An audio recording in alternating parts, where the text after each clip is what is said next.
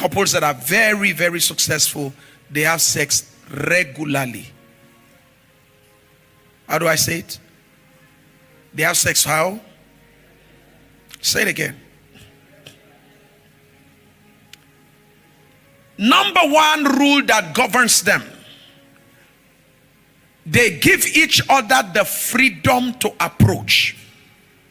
This is a very powerful rule that governs couples who are very, very successful in marriage. They give each other the freedom to approach. Meaning, any one of us can approach the other for sex without any iota of making the person feel ashamed or making the person regret.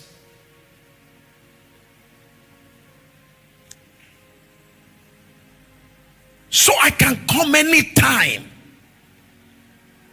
It is not marriage when this freedom is withdrawn. You are no longer in a normal marriage. I see somebody giving the husband an elbow now. Let me say this. The liberties in your marriage begins to drop if you have to think twice before you approach your partner.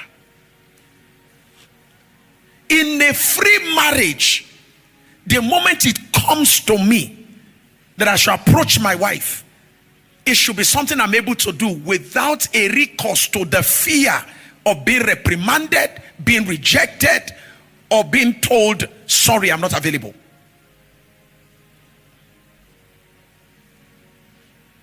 I wanted to ask how many marriages still have that freedom in place. Don't raise your hand. And I'm not going to ask where such freedoms have been withdrawn. But this is where real marriage rests. Happy is the marriage. Please, if you have it, protect it. I beg you. You don't know how scarce it is. So that I can be inside the bathroom and I just have a desire to have sex with my wife. Hello, baby, with soap on my face. Where are you? It's doing me. Really? I'm coming. Are you hearing what I'm saying? This number one, that there is a freedom. I'm sharing with you what makes a marriage to be strong sexually. Number one is that there is the freedom to approach without a recourse to shame, rejection, or being reprimanded.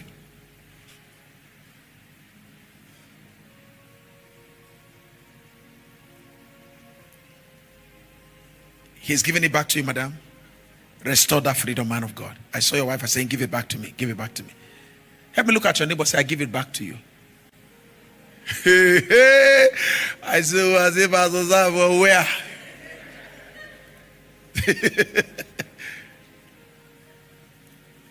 Huh? There's a freedom to approach. No rejection. There's emotional safety. No pride, no arrogance. That I can come in the kitchen. You know, that's when marriage becomes dynamic. Am I correct? How many of you know that one thing we all need back in our marriage is play? How many of you will agree with me that we've lost play? So, man of God, you miss play in the marriage. Yes, we miss it. Play. One trauma that came my way, trauma, is a serious trauma. Years ago, my wife was in the kitchen. And I just, see, I'm the kind that two things matter to me. I just want to talk with my wife. I just love conversation. Is that, because, you know, as leaders, we're lonely. So, again, we're mindful of where and who we talk to. So I just said, let me go, you know, see my wife was working in the kitchen. Let me just join her in the kitchen. And I just said, let me hold my wife from behind. Hey! Sarabakata. It was as if, you know, this hedgehog. Sorry, is it porcupine? The one that has spines. Porcupine, right? You know the way if a porcupine touch you, the reaction. I became like a porcupine. My wife was like, hey. I said, what is it? I even thought something happened. She said, what are you doing? I said, no. And I wanted to come this second. That trauma. Am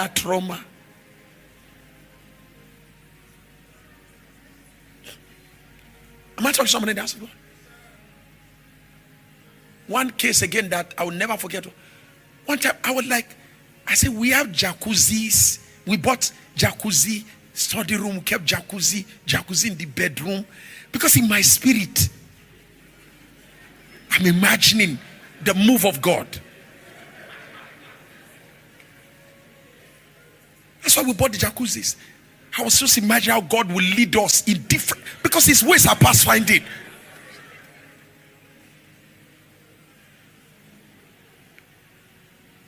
So the day we were buying the jacuzzi, they were showing us one. I said, no. In my spirit, it's going to limit the way God will express himself. So I said, give us the one that creates room for 2 people. So we bought jacuzzi. Put it here. We got one for the bedroom. I said, I can be in the study, in the prayer room, study. I pray. Sometimes the prayer is not going. You don't get answers. So like you are reading the Bible, you open your eye, you are not seeing anything. Like, God, this vision is not clear. Father, open the eyes of my understanding. Sometimes the way to come is when you just get into that jacuzzi. So I was imagining, I said, God, something can happen again in that one. After a while, 1 year, 2 years, the jacuzzi was looking at me. I was looking at the jacuzzi.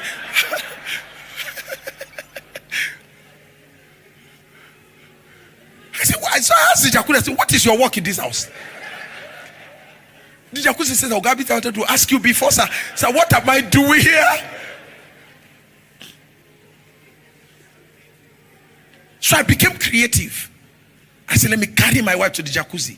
So I said, follow me. And she was following me. She entered the bathroom with me. The moment I led her like a sheep into the jacuzzi, that's when I know that this one is not a sheep. So I say, lioness. So where are you leading me to? I said, we are headed to the jacuzzi. Say, I'm not following you.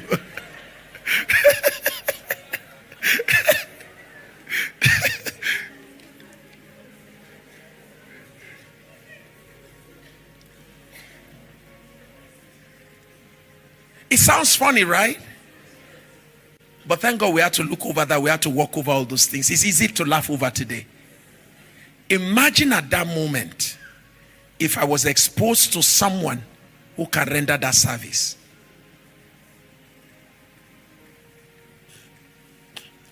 You will come and say, Reverend Sam, compromise. But you will not know the starvation I'm dealing with at home.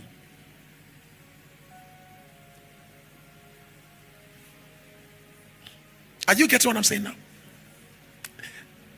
Why marry a man that will fall under your care?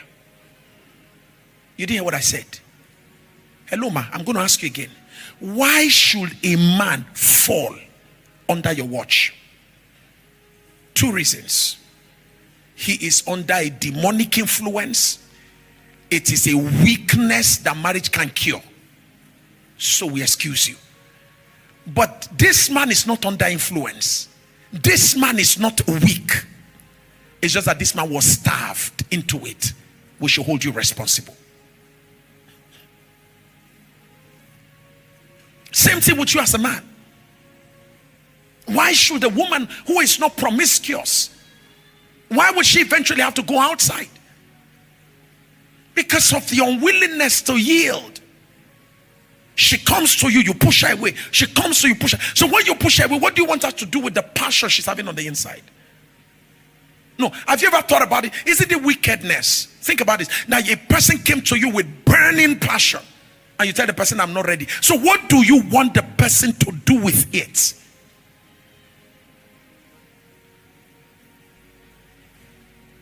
obviously you are telling the person to masturbate. Is that not so?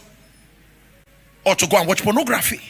Does it care to you? Does it matter to you, sorry, that the person is living with a passion, a burning passion, that you don't care how the person gets to deal with? Oh, and then all of a sudden, oh, I caught you. Well, wait a minute. Are you part of the setup? We need to watch over each other.